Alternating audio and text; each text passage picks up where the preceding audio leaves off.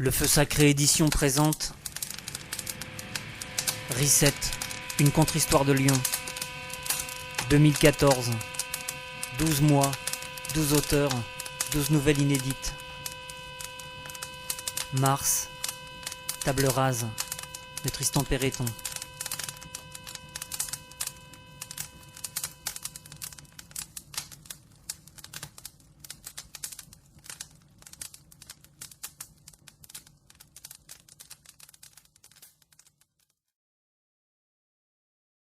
Je ne peux pas le faire. C'est ce qu'ils se disent tous, la première fois. Et toi, tu te le répètes à chaque fois comme s'il y avait mort d'homme. Tu as parfois cette impression d'être un soldat, un de ceux que le destin a tirés au sort pour faire partie du peloton d'exécution. Le mot bourreau serait quand même plus juste. Or, sur ta fiche de paye, il n'est pas écrit « exécuteur des maîtres d'œuvre », mais « opérateur de démolition ». Jour après jour, tu effaces une partie de la mémoire de ta ville. Et malgré la boule au ventre qui te serre à chaque fois que tu arrives sur un nouveau chantier, tu revêts inlassablement une à une les pièces de ton uniforme. Tu enfiles lentement ta combinaison jaune à bandes réfléchissantes sur laquelle tu ceins ton harnais. Puis, tu lasses tes épaisses chaussures de sécurité. Tu couvres de ton casque et ajustes avec attention tes lunettes de protection. Enfin, tu ouvres tes paumes face à tes yeux et tu les pares de tes gants de travail. Te voici fin prêt à exécuter les ordres. Cela ne t'empêche pas de te poser un tas de questions, d'être parfois pris de remords au moment de tout faire s'écrouler. Mais tu n'as pas vocation à décider de ce qui est bon pour l'avenir, rentable à moyen terme ou prioritaire pour demain. Il faut bien quelqu'un pour la faire, la sale besogne. Se salir les mains, se casser le dos et endosser le rôle du salaud. Je ne peux pas le faire. C'est ce qu'ils se disent tous, avant d'appuyer sur la gâchette la première fois. Et puis, le doigt glisse, le coup part, l'autre en face s'effondre. Tu es son premier homme, puis son deuxième. À partir de quand ne les compte-t-on plus? Ce ne sont pourtant pas des humains que tu abats, mais juste des bâtiments que tu supprimes. Toi-même, peux-tu dénombrer combien de demeures tu as fait crouler? Tout croule, rien ne demeure. Voici ta réponse, mûrement méditée. En près de 30 ans de métier, tu ne sais plus compter. Tu as fait partir en fumée des pans entiers de ta ville, dont le souvenir se résumera pour les plus emblématiques d'entre eux à une carte postale de l'ancien temps qui croupira des saisons entières sur l'étal d'un bouquiniste, jusqu'à ce qu'un nostalgique ne l'achète pour illustrer un billet qu'il publiera sur Internet. Tu vois déjà son titre, comme tu l'as lu des centaines de fois dans les pages des journaux. La valse des bulldozers continue. Finalement, ils n'ont pas si tort. Tu as souvent l'impression de danser. Avec moi, ton partenaire.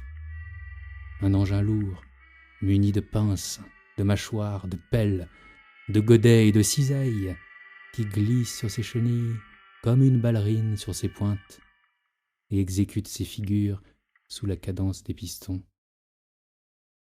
Aussi, quand tu liras un tel article, ou tomberas sur la vieille photo défraîchie de l'immeuble que tu auras fini de raser, tu maugréeras et éprouveras tes actes dont peu de gens comprennent la réelle portée.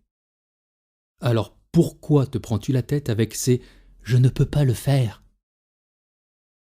C'est vrai qu'elle est jolie, cette vieille maison traditionnelle en lisière d'agglomération, avec ses proportions presque palladiennes, sa véranda en vitraux fleuris, ses grilles en fer forgé, son toit de tuiles rouges et son crépi doré. Et ce jardin centenaire dont elle est bordée, sauf qu'elle se trouve, comme bien des malheureux, au mauvais endroit, au mauvais moment. La zone artisanale qu'ils vont construire à la place, c'est sûr, elle aura beaucoup moins de charme. Ce sera même un beau tas de merde. Des cubes de tôle à perte de vue. Des enseignes franchisées à l'infini, symbole d'une belle époque de merde. Ta consolation là-dedans, c'est que cette merde servira de fumier pour l'avenir. Quand on la détruira de nouveau, le futur sera peut-être moins terne. Vous n'avez pas honte de faire ce métier? Non. N'en déplaise aux badauds qui parfois te houspillent à travers les clôtures du chantier, Tu ne cautionnes pas tous ces projets immobiliers dégueulasses. Tu bouffes de la poussière comme d'autres s'engraissent de chiffres. Tes employeurs repensent la ville. D'autres ouvriers la rebâtissent. Toi, tu fais le vide. Mais dois-je te le répéter, on ne te paye pas pour te poser des questions existentielles. On te demande d'obéir, en bon soldat, en bon sapeur. Le génie n'est qu'un terme militaire qui n'a jamais désigné une quelconque supériorité de l'âme. Tout au plus un vieux démon qui te détournerait de ton objectif. Aussi tu ne regardes jamais derrière toi. Toi-même, tu me l'as avoué, c'est ça qui te fait avancer. Il y a ceux pour qui la démolition est un métier à sensation. Bien que pour toi l'intérêt ne réside pas là-dedans. Tu ne prends pas ton bulldozer pour un panzer. Pendant que tes collègues bajaflent en écoutant la radio, tu dissertes intérieurement sur le mobile de tes crimes.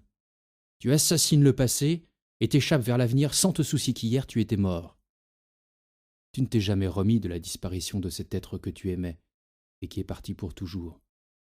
Quand tu as compris que tu ne la ferais jamais revenir, tu as choisi de tout anéantir. Il te fallait oublier pour te reconstruire. C'est l'unique raison pour laquelle détruire te semble si bon. Demain tu renaîtras et tout recommencera. Après moi, le déluge. C'est souvent ce que tu penses quand c'est à ton tour de tenir la hampe de la lance à incendie pour abattre la poussière qui cherche à s'extraire des décombres. Dans le fracas de la démolition, tu arroses les tas de gravats et contemples le spectacle de désolation dans lequel tu joues ton plus beau rôle. Fais chanter ces ruines, puis invite-moi à danser. Comme tu l'as fait lorsque tu as offert son dernier récital à l'Eldorado. Ce vieux cinéma de la Guillotière reconverti à la fin de ses jours en théâtre d'avant-garde. Quand tu as éventré la scène et décapité ses vieilles décorations en stuc pour le faire taire à jamais. Nous ne faisions qu'un. Tu me faisais faire des arabesques entre les balcons, là où d'autres se seraient contentés de broyer le paradis comme au concassin par terre. Tu n'as pas eu, depuis d'autres occasions, de raser un édifice classé. Hors monument historique ou cinéma de quartier, toutes ces vieilles salles obscures ont depuis longtemps cessé d'enchanter les foules. Celui-ci n'aurait pas résisté plus que les autres à l'invasion des multiplexes. De toute façon, si tu ne l'avais pas abattu, que serait-il devenu? Un supermarché de proximité?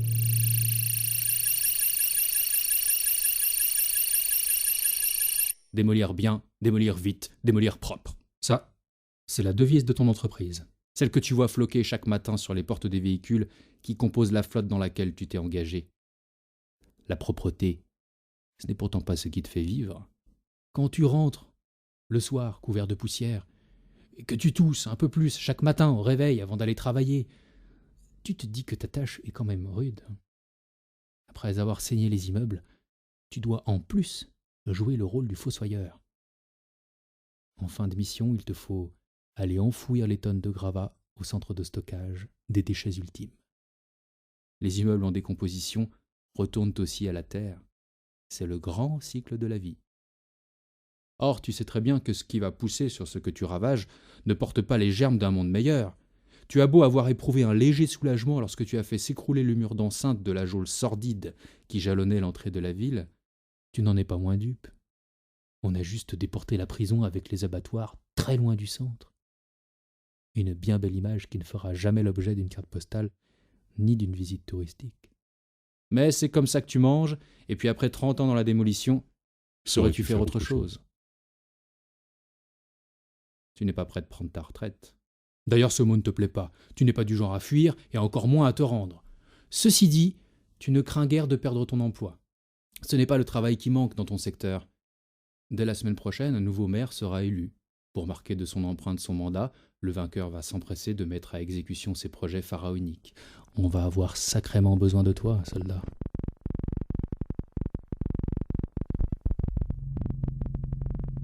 Aujourd'hui, c'est le dernier jour de l'hiver.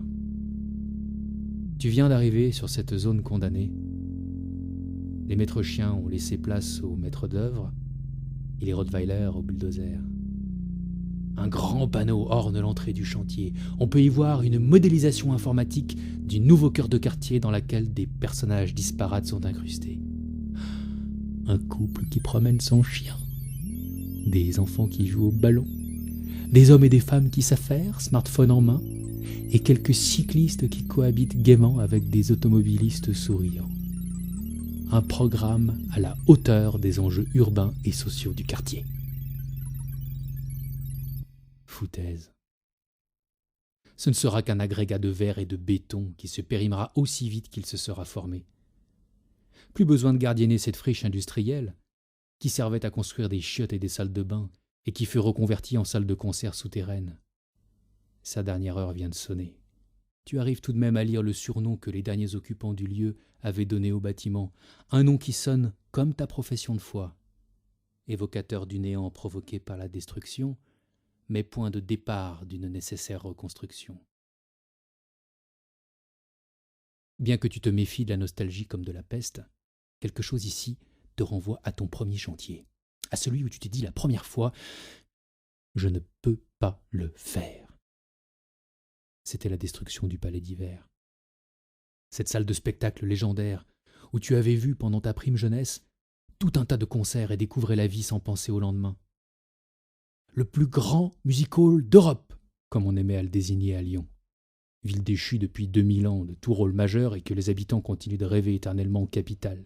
Capitale des Trois Gaules, capitale de la gastronomie, capitale de la résistance, et même capitale du rock. Cherche donc où se terre l'erreur. Le rock, tu lui as foutu un sacré coup quand tu as fait s'effondrer ce Palais d'Hiver, congelé dans ses souvenirs après tant d'années d'inactivité. Pour une première épreuve, ça t'a fait quelque chose. Ce n'était pas comme s'il t'avait fallu faire sabouser je ne sais quel taudis dont personne n'aurait jamais regretté l'existence. Il a fallu que tu te confrontes à ce mythe dans lequel tu avais grandi. En le détruisant, c'est à tes souvenirs que tu as asséné le coup de grâce. Puis le rock, tu l'as de nouveau bien défoncé quand tu as rasé ces squats éphémères où une partie de l'effervescence musicale donnait de violents maux de tête à ceux qui en abusaient. Tu as même presque célébré ses funérailles quand tu as procédé au nettoyage du quartier qui faisait face au cimetière. En dehors de la bien nommée rue de l'Éternité, il n'y avait pas grand-chose dans cette zone d'aménagement concertée aux airs de terrain vague. Elle abritait toutefois une curiosité, une guinguette, qui rassemblait de jour les ouvriers en marbrerie qui venaient boire un canon entre deux poses de pierre tombale, et les familles en deuil qui partageaient un dernier verre à la mémoire de leurs chers disparus. La nuit, en revanche, elle accueillait des concerts un peu fous, qui détonnaient à une époque où la vie culturelle lyonnaise ressemblait à un désert. Parmi tant d'autres, un groupe, pourtant en passe de devenir mondialement connu, y était passé dans l'anonymat le plus complet, entre un mariage antillais, une réunion de partis politiques et une fête de l'amicale bouliste. Tout cela méritait bien l'oubli éternel. Des tonnes de gravats, sans fleurs ni couronne. Voilà à quoi tu le résumes, le rock dans cette ville. Ça ne t'empêche pourtant pas d'en écouter encore, parfois. Mais tes souvenirs, tu ne veux plus te les ressasser. Le bon vieux temps, c'est fini. Le futur, lui, il ne s'est pas arrêté. Il a déjà commencé et il ne t'a pas attendu. Hier, quand tu pensais encore à avant-hier, à tes échecs, à tes erreurs, tes regrets ne te mèneront nulle part. Chaque pas dans la mauvaise direction. Sauf avec moi, cher cavalier. Alors vas-y, fais-le. Dégage-moi donc tout ça. Fouette-moi contre ces murs. Balançons-nous dans un dernier pogo au rythme assourdissant de mon moteur à 4 temps. Et n'oublie pas d'admirer ces corbeaux venus danser dans le ciel. Ils sont le plus étincelant des présages.